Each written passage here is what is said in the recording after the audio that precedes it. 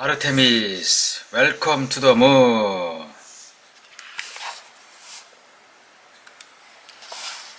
Irina opened the air and frowned at me like I'd just fished in a bushel. As usual, she wouldn't let me pass it out, stating my business. Hi, I'm Judge Bashara, I said. You are met over 100 times. I'm here to sit thrown at his invitation. He led me through to the dining hall entrance.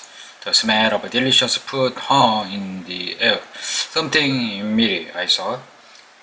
Roast beef, a rare delicacy when the nearest cow in 400,000 kilometers away. I peeked in to see throat sip liquor from a tumbler. He wore his usual bathrobe and chatted with someone across the table. I couldn't see who. His daughter Lena sat next to him. She watched her father talk with lapped fascination. Most 16-year-olds hate their parent. I was a huge pain in the ass. To my dad at the age. Nowadays I'm just a general disappointment. But Len looked up to Tyrone like he put the earth in the sky. She spotted me then, waved excitedly. Judge, hi. Tyrone gestured me in. Judge, come in. Have you met the administrator? I walked in and holy shit. Administrator Nigui was there. She was just there, hanging out at the table. Fidelio's anxiety is simply put, the reason ARTEMIS exists. When she was Kenya's Minister of Finance, she created the country's entire space industry from scratch. Kenya had one, and only one, natural resources to offer space companies. The equator spacecraft launched from the equator could take full advantage of Earth's rotation to save fuel. But Ngugi realized they could offer something more, wholeness. Western nations drowned commercial space companies in red tape. Ngugi said, "Fuck that. How are we done?" I, paraphrasing here, God only know how she convinced 50 corporations from 34 countries to dump billions of dollars into creating KSC. But she did it, and she made sure Kenya enacted a special tax break and law just for the new and mega corporation. What's that? You say, favoring a single company with special laws isn't fair? Tell that to the East India Tea Company. This is global economics, not kindergarten. And wouldn't you know it?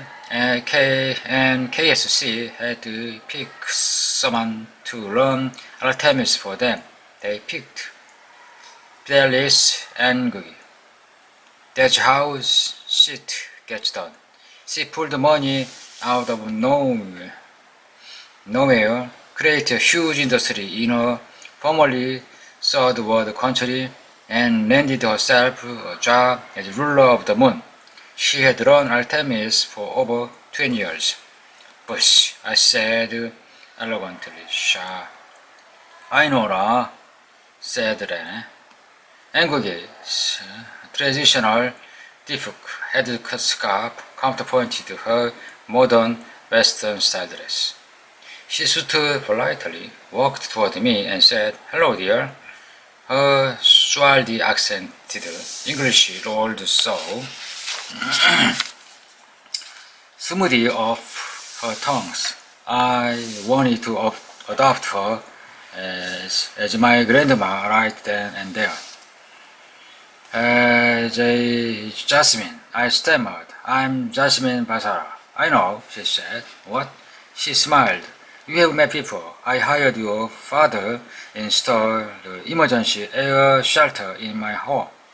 He brought you along. That was back, and the administrator's quarters were in Armstrong bubble. Oh, I don't remember that at all. You were very young, such an adorable little child, hanging on your father's every word. How is your Amma today? I blinked a couple of times. That's fine. Thanks. I don't see much. He's sharp and I've got my work. He's a good man, your father, he said. An honest businessman and a hard worker, one of the best welders in town as well. It's too bad you had a falling out. Wait, how did you know we? Rene, it's been lovely to see you again. You are so grown up now. Thanks, Administrator. Rene beamed. And Trond, thank you for a delicious meal, she said. Anytime, Administrator. Trond stopped. I couldn't believe he was in his bathrobe. He had dinner with the most important person on the moon, and he rolled his bathrobe. Then he shook Niguri's hand like they were weaker or something. Thanks for coming by. Irina showed up and led angrily away. Was there a hint of admiration of the grumpy old Russian's face? I guess even Irina had her limit. You can't hate everyone. Holy shit, dude, I said to Trond. Pretty cool, huh? Trond turned to his daughter. All right, Pumpkin.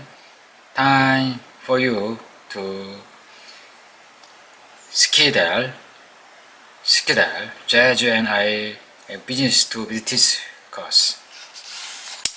She groaned the way only teenage girl can. You always send me away, then things get interesting. Don't be such a hurry. You will be closer of business as sure soon enough. Just like my dad, she smiled. She reached to the floor and picked up her crutch. They were the kind that gripped the upper arm. She got them both into position and easy, and brought herself vertical. Her legs hung free. He kissed Trond on the cheek, then walked out the crutch, without her feet touching the ground.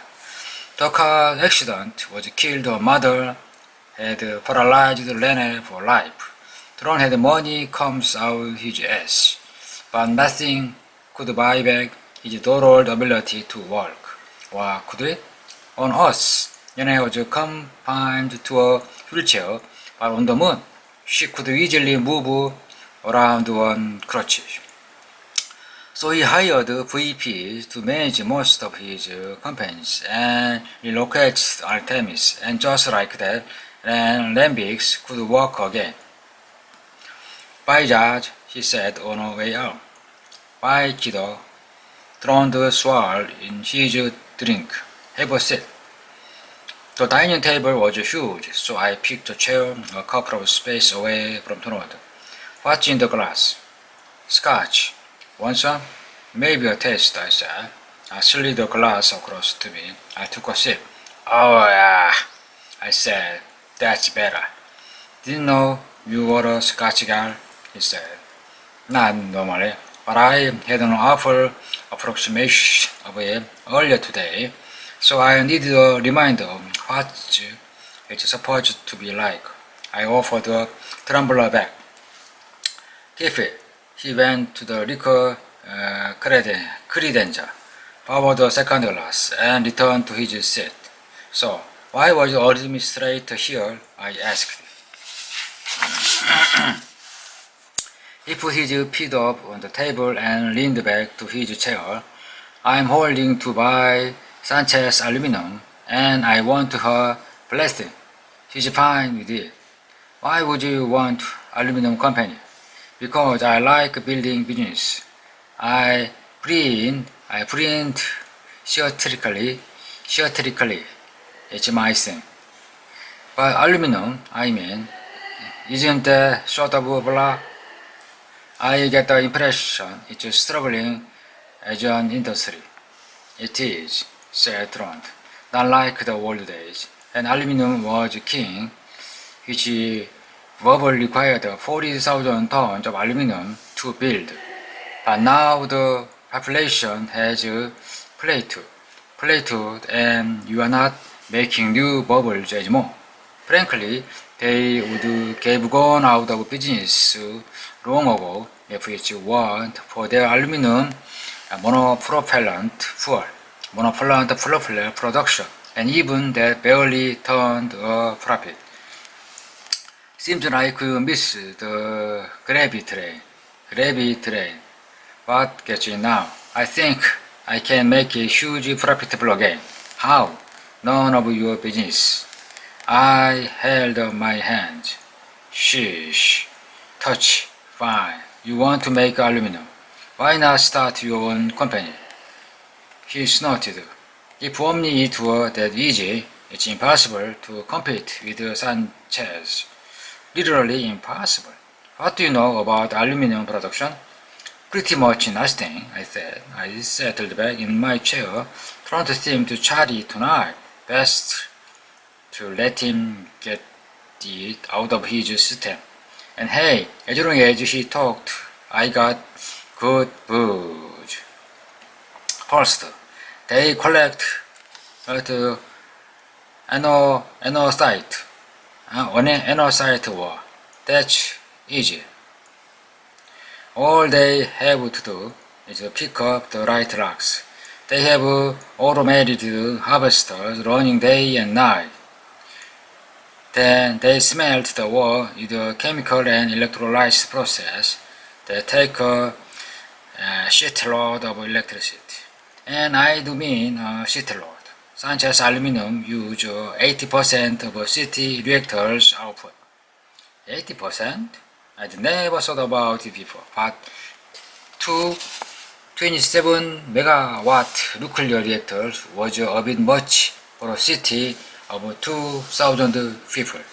Yeah, but the interesting part is now they pay for it. He pulled a rock from his pocket. Wasn't much look at, just a grey, jagged lump like all the other lunar rocks I'd ever seen. He tossed it toward me. Here, have some anosite. Yeah, a rock. I punked it out of the air as it approached. Thanks. It's made of aluminum, oxygen, silicon, and calcium. Smelting separated into those base elements. They sell the aluminum, that's the whole point. And they sell the silicon to glass makers, and the calcium to electricians for next to nothing, mainly to get rid of